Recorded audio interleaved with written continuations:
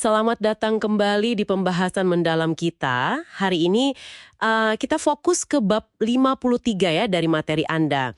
Judulnya mempraktekkan apresiasi yang luar biasa. Kedengarannya sih simpel, tapi sumber Anda ini bilang ini penting banget buat hubungan dan kesuksesan. Jadi misi kita nih, kita mau bahas lebih dalam, kenapa sih apresiasinya harus luar biasa? Dan yang bikin saya penasaran banget, kenapa ada gap persepsi yang gede banget soal ini di kerjaan. Ada data yang Anda kasih itu, wah lumayan mencolok ya. Hampir setengah, 46% karyawan itu keluar karena merasa kurang dihargai. Dan 88% merasa kerja mereka ya gitu-gitu aja, nggak diakui. Gede banget angkanya. Ya, angka itu nunjukin inti masalahnya sih. Ada ketidakselarasan persepsi yang ya cukup besar ya. Studi yang Anda sebut tadi itu nunjukin karyawan itu konsisten loh menempatkan apresiasi jadi motivator nomor satu buat mereka. Tapi, nah ini dia, di sisi lain, para manajer malah sering naruhnya di bawah, jauh, mungkin peringkat ke-8 gitu. Kesenjangan ini tuh bukan cuma angka, tapi cerminan gimana seringnya dampak pengakuan yang tulus itu dianggap remeh, apalagi sama pimpinan. Ini bukan soal bikin orang senang sesaat aja, tapi soal bangun fondasi, kepercayaan, motivasi jangka panjang, gitu. Itu poin penting banget soal persepsi. Dan contoh si Randy di materi Anda itu, wah itu benar-benar kasih gambaran dampaknya secara personal ya. Penulis buku ini kirim bunga kan sebagai ucapan terima kasih karena Randy bikinin slideshow. Dan responsnya itu dia balas email, subjeknya, saya tidak pernah merasa begitu dihargai. Itu wah kuat banget rasanya. Ini nunjukin kalau apresiasi yang luar biasa itu yang spesifik ya, datang dari hati, bukan sekedar bilang kerja bagus yang standar gitu. Berarti gimana caranya ya kita bisa praktekin ini biar efektif, biar nggak kesannya kaku atau kayak menganalisis orang gitu?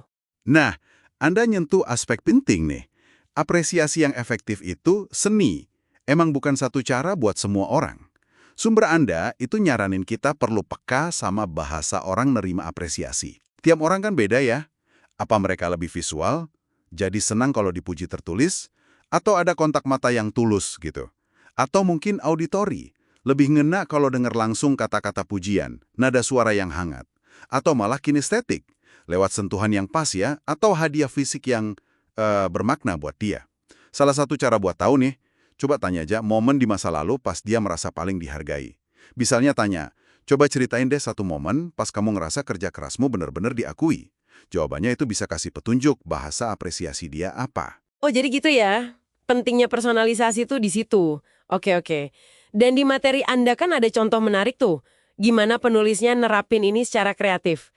Kayak nyimpan catatan atau benda kecil yang penuh arti di warm fuzzy boxes itu.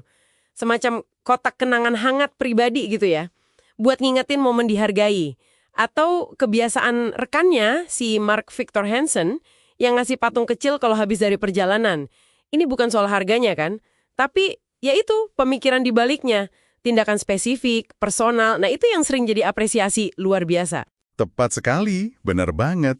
Dan dampak apresiasi personal ini, kalau menurut sumber Anda, itu luas loh efeknya. Jauh melampaui sekedar hubungan antar orang aja, ini dilihat sebagai strategi sukses yang fundamental. Yang nyambung sama prinsip yang kita kenal sebagai hukum ketertarikan, law of attraction. Itu loh, gagasan bahwa fokus pikiran dan emosi kita itu cenderung narik pengalaman yang mirip ke hidup kita. Jadi kalau kita secara sadar ada di kondisi mental, emosional yang penuh apresiasi, syukur, itu menempatkan Anda di frekuensi kelimpahan. Katanya gitu. Anda jadi fokus sama apa yang udah Anda punya, yang Anda hargai. Oh, jadi ini mengubah apresiasi ya, dari yang tadinya cuma tindakan reaktif, jadi semacam alat proaktif buat membentuk realitas kita sendiri gitu. Secara teori, iya, bisa dibilang gitu.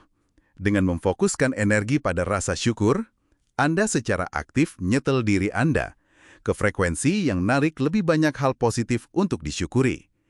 Ini jadi kayak siklus yang nguatin diri sendiri, mendorong bukan cuma hubungan yang lebih baik, tapi juga kondisi kesuksesan, kelimpahan secara keseluruhan. Apresiasi jadi strategi aktif, bukan cuma etiket pasif. Oke, jadi kesimpulannya nih buat Anda yang dengerin, apresiasi yang tulus, yang luar biasa, maksudnya yang spesifik, personal, dan mikirin cara orang nerimanya, itu bukan cuma sopan santun biasa.